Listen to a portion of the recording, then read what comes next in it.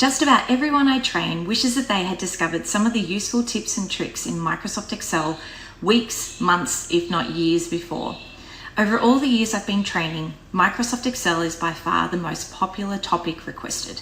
And let's face it, there are so many different ways you can use it. So many people muddle through knowing that there must be a better way of getting things done, but they don't have the time to find out.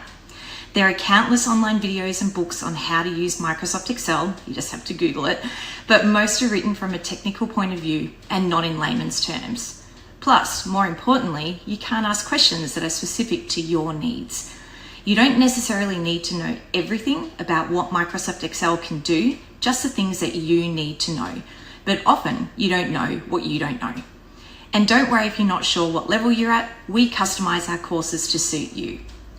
So if you need some help in Excel, go to our contact page or give us a call and find out how we can help you.